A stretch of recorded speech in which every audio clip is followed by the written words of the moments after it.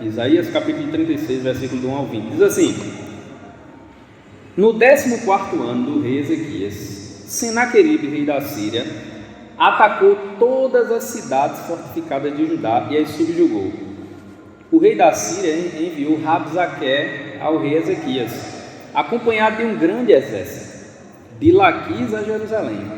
Quando ele parou junto ao canal do açude superior, que está ao lado do caminho do campo do lavadeiro, saíram para encontrá-lo Eliaquim, filho de Ilquias, o mordomo, e Sebna, o escrivão, e Joá, filho de Asaf, o cronista. E Rabzaque lhes disse: Dizei a Ezequias: Assim diz o grande rei, o rei da Síria: Que confiança é essa que te apegas? Digo: Teu conselho e poder para a guerra são palavras vãs.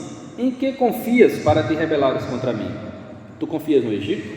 Aquela cana esmagada que penetra e fura a mão de quem se apoia nela? Assim é o faraó, rei do Egito, para com todos os que confiam nele. Mas se me disseres: Confiamos no Senhor nosso Deus, por acaso esse Deus não é aquele cujos altos e altares Ezequias tirou e disse a Judá e a Jerusalém: Adorareis diante deste altar? Faze um acordo com o rei da Síria, meu senhor. Eu te darei 12.000 cavalos, se tiveres cavaleiros para eles. Então, como poderás resistir a um só príncipe dos menores servos do meu senhor, se confias no Egito pelos carros e cavaleiros? Por acaso pensas que vim destruir esta terra sem o Senhor? O Senhor mesmo me ordenou: sobe contra esta terra e a destrói. Então Eliaquim, Sebna e Joá disseram a Rabzaque: Pedimos-te que fales com os teus servos em aramaico, pois entenderemos bem. Não fales conosco em hebraico, por causa do povo que está ouvindo sobre o muro. Rabzaque, porém, disse: Por acaso o meu senhor me mandou dizer essas palavras somente a teu senhor e a ti, e não aos homens que estão assentados sobre o muro, que juntamente convosco comerão o próprio excremento e beberão a própria urina? Então Rabzaque se pôs em pé, falou em alta voz em hebraico e disse: Ouvi as palavras do grande rei, o rei da Síria. Assim diz o rei: Não deixeis que Ezequias vos engane, porque ele não será capaz de vos livrar.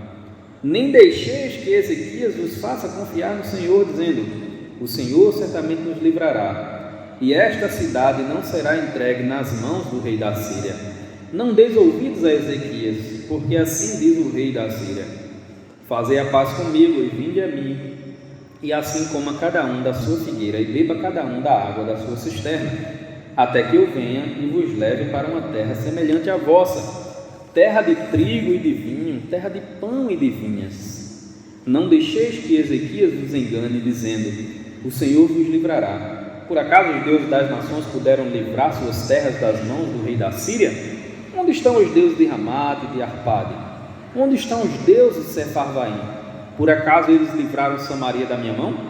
Quais de todos os deuses dessas nações livraram a sua terra das minhas mãos? Como o Senhor poderá livrar Jerusalém das minhas mãos? Amém? Vamos orar? Pai, em nome de Jesus, que a Tua palavra nessa noite venha transformar as nossas vidas. Que seja o Teu Santo Espírito o agente dessa mudança. Derrama a Tua graça, nós pedimos em nome de Jesus. Amém. O período dos reis de Israel é marcado pela forma como o rei se relacionava com Deus. Quando o rei servia a Deus, a nação servia a Deus. Quando o rei se afastava de Deus, a nação se afastava de Deus. E isso é uma questão interessante, porque é por isso que a gente deve saber e reconhecer quem nos lidera, quem está nos liderando, porque a influência dos líderes ela pode ser positiva e pode ser negativa, pode nos levar para um caminho bom ou pode nos levar para um caminho mau. Então é muito importante que a gente reconheça quem são os nossos líderes e para quais caminhos eles estão nos levando. E o rei Ezequias foi um dos reis bons, um dos melhores reis que Israel teve, porque ele serviu a Deus. Para você ter uma ideia, Deus mandou o profeta Isaías falar com ele, e Isaías disse para ele: olha, chegou a hora, Deus disse que você arrume a casa, porque você vai morrer, chegou a sua hora.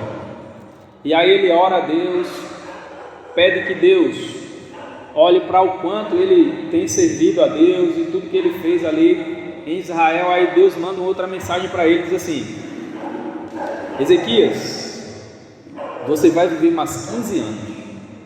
E Deus dá mais 15 anos de vida àquele rei. Então, Ezequias tinha uma comunhão interessante com Deus. Mas o período de Ezequias foi um período difícil, porque foi um período onde o reino da Assíria dominava.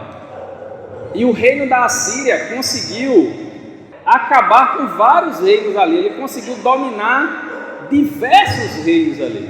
Nós falamos muito sobre o reino da Assíria quando falamos no profeta Oséias. Era justamente sobre o reino da Assíria que Oséias falava, que o reino do norte de Israel estava confiando na Assíria, mas a Assíria seria aquele povo que Deus levantaria para invadir e dominar e acabar com o reino do norte, Israel. E foi isso que aconteceu. Judá, que era o reino do sul, o qual Ezequias era rei, ele passava por um outro momento, porque Ezequias, ele fez uma limpeza em Israel, ele fez uma reforma religiosa ali muito grande em Israel. E aí, obviamente, o povo em Judá, né, o povo de Judá estava servindo a Deus, porque tinha um rei que servia a Deus. Porém, o Império Assírio era muito forte. Na entrada de Nínive, que foi a quem Jonas, né, foi pregar lá, na entrada de Nínive tinha um detalhe lá. Tinha muitos corpos, cabeças e caveiras pendurados. E quando as pessoas chegavam ali na entrada de Nínive, elas ficavam aterrorizadas. E a ideia deles era essa: aterrorizar. E aí eles pintavam esse terror na cabeça das pessoas, porque eles realmente, quando eles pegavam os seus prisioneiros, eles tratavam das piores formas possíveis. Enfim, então, só para a gente se contextualizar aqui, quem era aquele povo que cercou Jerusalém e deixou Ezequias lá preso. Então, nesse contexto, o rei ali da Assíria, Senaqueribe, envia um dos seus oficiais ali, Rabzaque, para amedrontar o povo de Jerusalém, a fim de ganhar a guerra na base do medo. Então ele chega lá falando para o povo, dizendo que não tinha como o povo ganhar, não tinha como Jerusalém ganhar, e ele bota o terror ali para cima de Ezequias. Então, é baseado nisso que o tema de hoje é: quando o inimigo tenta enganar o povo de Deus. Como povo de Deus, o diabo está o tempo todo contando mentiras e tentando enganar. Foi exatamente isso que Senaqueribe, enviando Rabzaque lá para Jerusalém, queria fazer: enganar o povo de Deus. A primeira coisa que a gente vê aqui é: o inimigo mente sobre quem é Deus. A gente ouve muitas definições sobre quem é Deus, mas só a Bíblia define de fato quem é Deus. Então, quando Senaqueribe enviou seu exército para Judá, ele conseguiu ganhar e derrubar ali diversas cidades que eram fortificadas, mas sobrou uma cidade, que era a cidade principal, era Jerusalém, era onde o rei estava. Então o rei Ezequias fortificou ainda mais. Quando ele soube que os assírios estavam vindo, ele fortificou ainda mais a cidade. Ele fechou as fontes que saíam da cidade, para que os assírios não tivessem água para beber.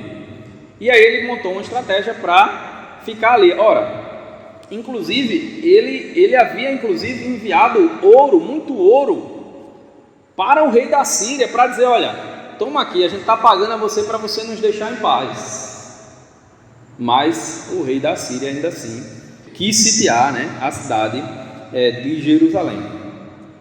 Senaqueribe não entendia como é que um reino tão pequeno achava que poderia conter o exército tão poderoso quanto o exército assírio.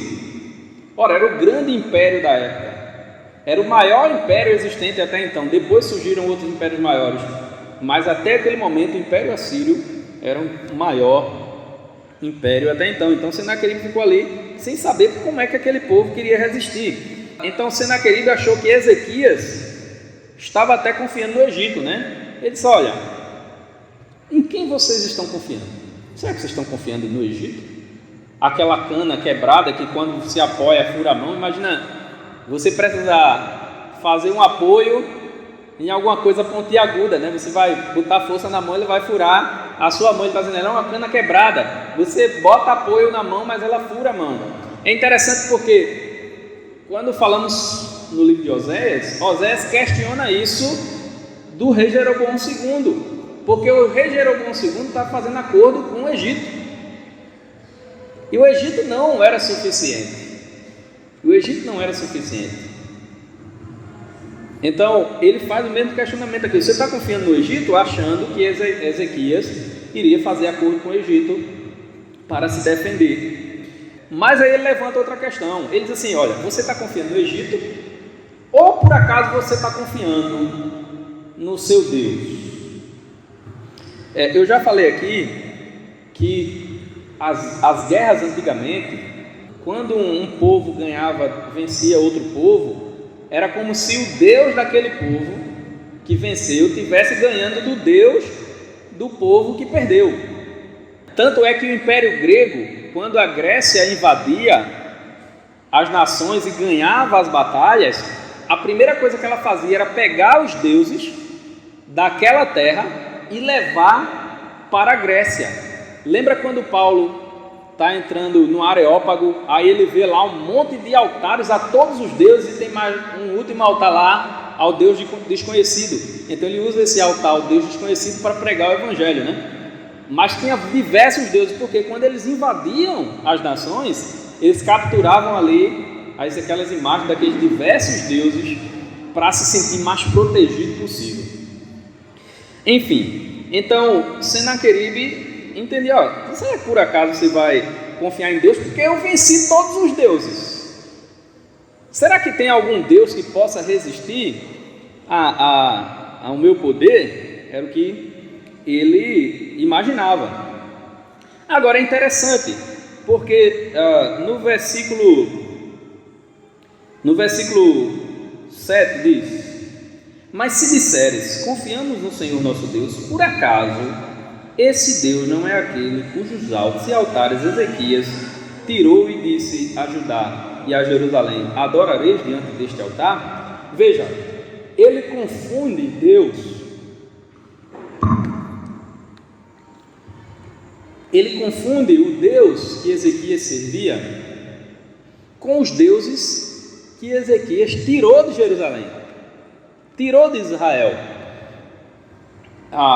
Eu falei, quando a gente estava falando em Oséias, eu falei que eles adoravam, todos os deuses eram chamados de Baal. Baal, especificamente, era o deus que era das questões da natureza, Então eles iam muito para debaixo de árvores grandes, gigantes, e ali debaixo daquelas árvores gigantes eles faziam altares aos deuses, em lugares mais elevados, E aí eles faziam altares aos deuses. Então Ezequias manda derrubar tudo. Ezequias manda destruir até a serpente que Moisés mandou fazer, que Moisés fez no deserto, para que o povo ficasse curado das picadas. Por quê? Porque o povo já tinha dado o nome, estava chamando de Neostã, e transformou aquela cobra num deus. Então Ezequias mandou destruir aquela serpente. Então Senaqueribe estava confundindo Deus com esses deuses. O Reino do Norte fez isso, Quando Deus diz assim: olha, vocês vão deixar de me chamar meu Baal. O reino do norte estava fazendo isso, estava confundindo Deus com os outros deuses. Mas Deus não se confunde com os outros deuses, porque os outros deuses nem existem. Deus sim. Deus sim. Veja, Ezequias sabia quem era o verdadeiro Deus. Veja, passe uma página para frente, capítulo 37 e o versículo 16. Veja aí o que é que diz, o que é que Ezequias diz sobre Deus, né? Ó Senhor dos Exércitos, é a oração de Ezequias, tá? Depois de ser ameaçado pelo exército assírio. Ó Senhor dos Exércitos, Deus de Israel, tu que estás sentado acima dos querubins, só tu és o Deus de todos os reinos da terra. Tu fizeste o céu e a terra. Ele sabia quem era Deus. Senaqueribe não sabia quem era Deus, e ele mentia sobre quem era Deus. Às vezes a gente está assistindo uma televisão, um programa de entrevista, aí alguém entrevista o artista, aí o artista diz: eu creio em Deus, eu creio numa força que está lá no céu, assim começa a descrever. É a descrição de um falso Deus. É a descrição de um falso Deus, de uma caricatura de Deus.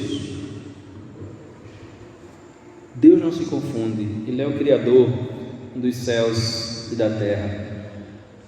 Para Rabzaque, o enviado de Senaqueribe, a melhor coisa para o povo era fazer um acordo com a Assíria. Mas Deus disse não era para fazer um acordo com a Assíria. Devemos conhecer verdadeiramente quem é Deus, para que ninguém nos engane com falsos deuses. Nós temos que conhecer quem é Deus. Tem muita gente que vem para a igreja e não conhece quem é Deus. Tanto é que quando escuta até outros pastores aí, lobos vestidos de ovelhas, né? Não consegue definir o que é que ele está falando de mentira sobre quem é Deus. Então nós, como cristãos, precisamos nos debruçar na palavra para saber quem é o Deus que nós servimos, quais as características dele. O que é que as pessoas estão dizendo por aí que é Deus e na realidade não tem nada a ver com Deus. Nós precisamos conhecer para não sermos enganados pelos falsos deuses. Segunda coisa, o inimigo mente se apresentando como servo de Deus. Ele não somente sobre Deus, mas ele fala sobre supostamente uma missão que Deus deu para ele. Veja, versículo 10, só o versículo 10. Por acaso pensais que vim destruir esta terra sem o Senhor? O Senhor mesmo me ordenou: sobe contra esta terra e a destrói. Eu não sei se eles tiveram contato com a profecia de Oséias e com outros profetas do Antigo Testamento, porque a Síria é levantada por Deus para invadir Israel, o reino norte. Mas ele aqui se coloca como se Deus tivesse dado uma missão. Afirmou que o Senhor enviou para destruir Jerusalém. Só que era mentira. Deus nunca enviou eles para destruir Jerusalém. Deus envia muito mais tarde a Babilônia, porque Judá continua em desobediência, e Deus manda a Babilônia não para destruir, mas para disciplinar o reino do sul, Judá. Certo? Então Rabzaque, ele mentiu sobre Deus ter enviado ele. Ele mentiu dizendo que Deus estava com ele naquela jornada, que Deus tinha ido lá para destruir Jerusalém. Só que ele não sabia nem quem era Deus.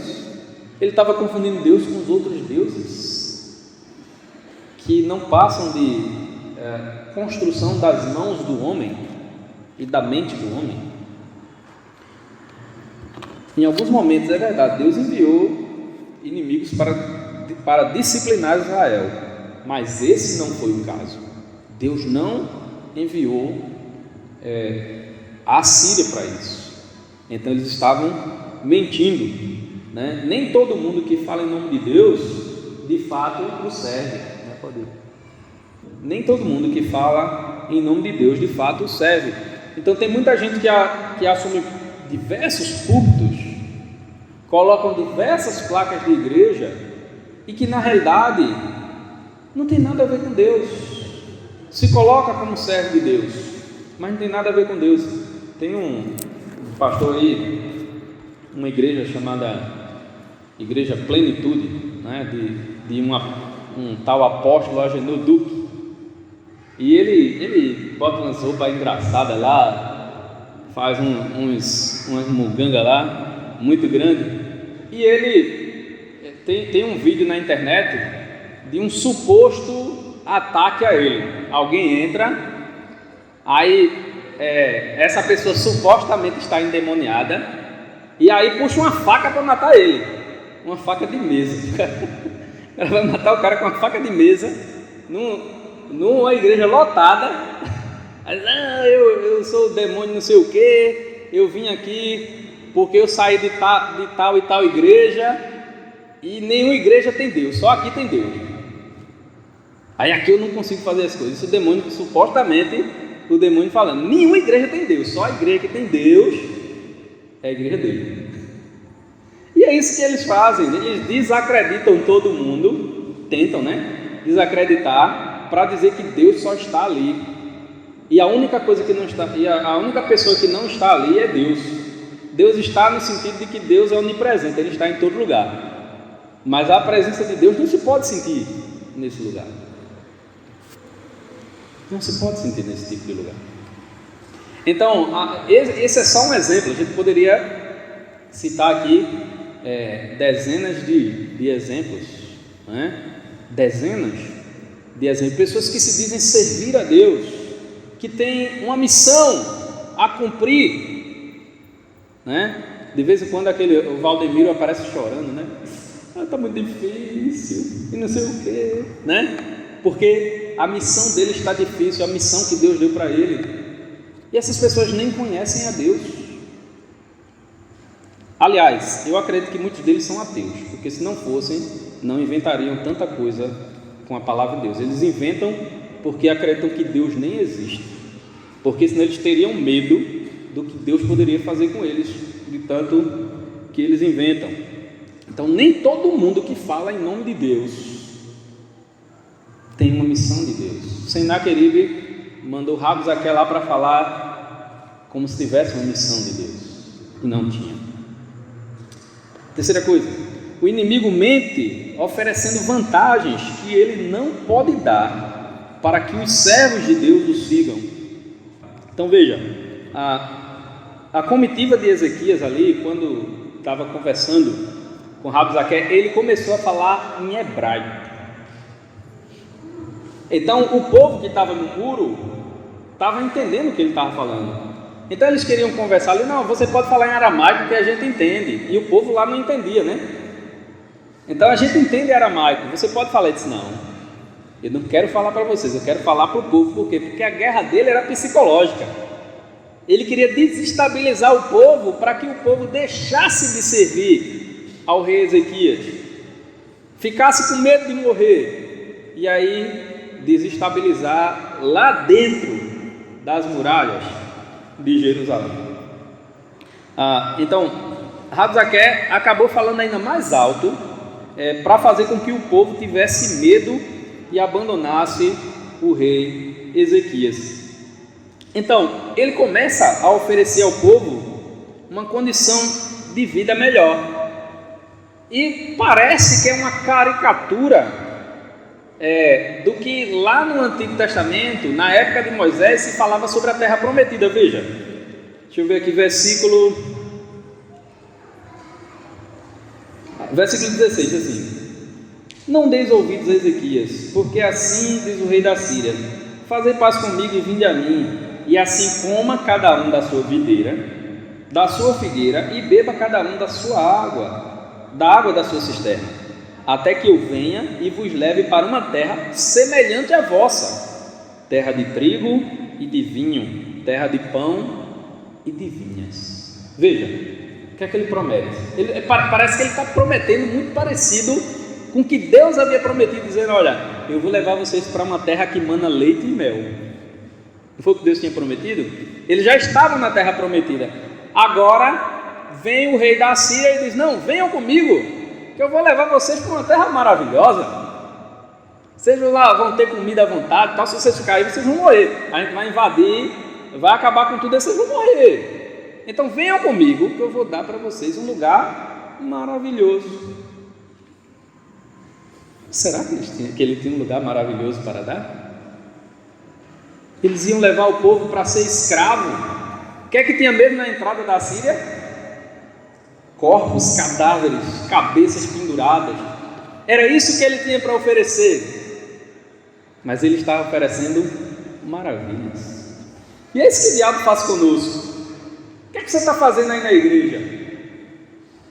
A vida aqui fora é muito melhor.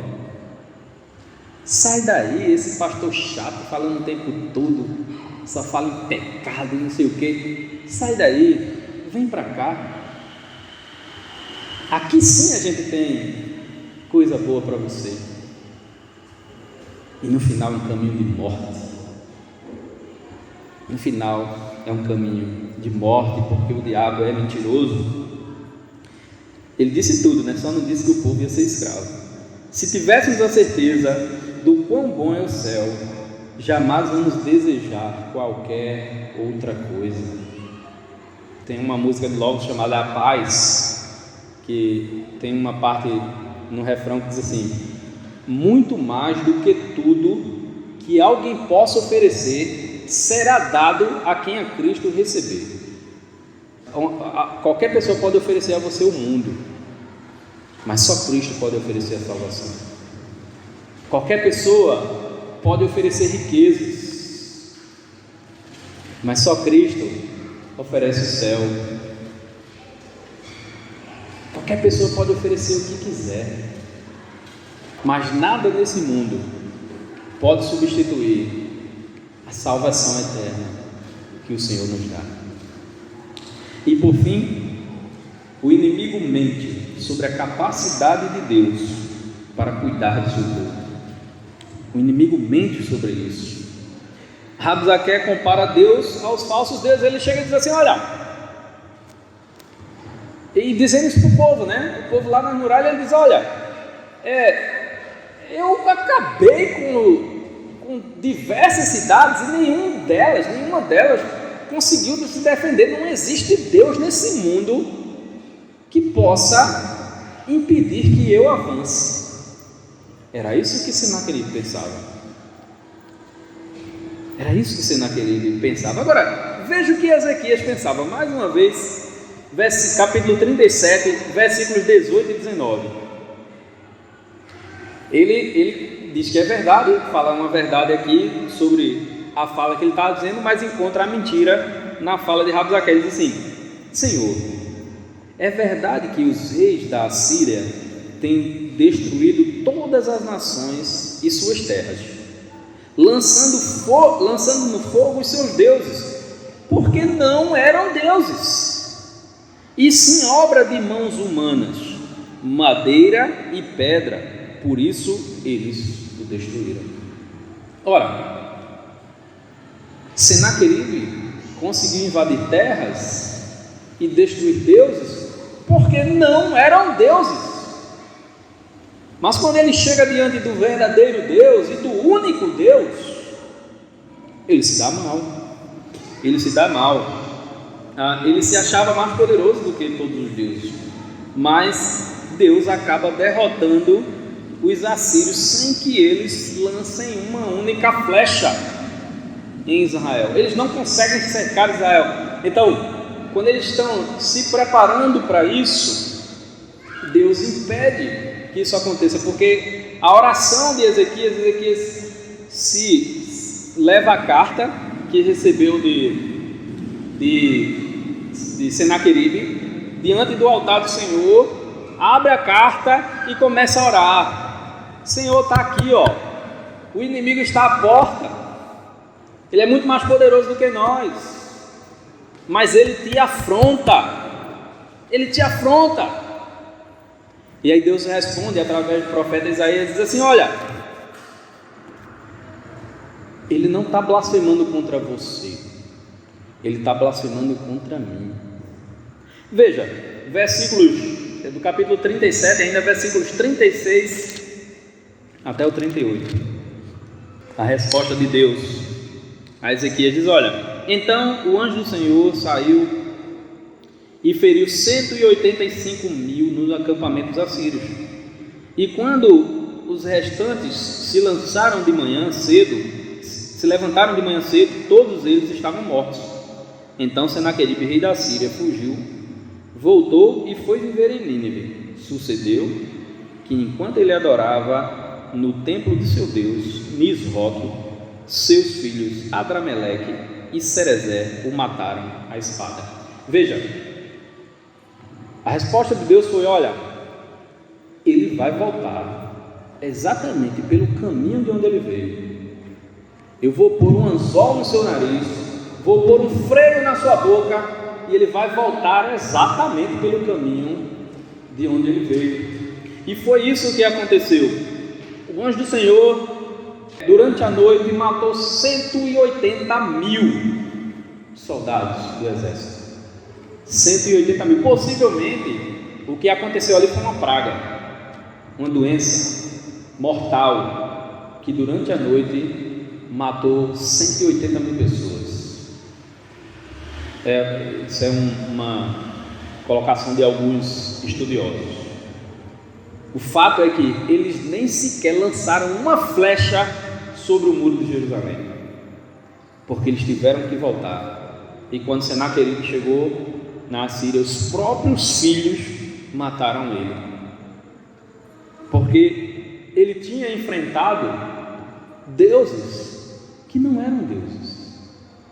E quando ele chegou diante do Deus verdadeiro, ele não pôde resistir. Não há ninguém poderoso o suficiente para enfrentar ao Senhor. Qualquer um que se coloque contra Deus e o seu povo será simplesmente humilhado. O Senhor quebra todas as correntes que nos prendem.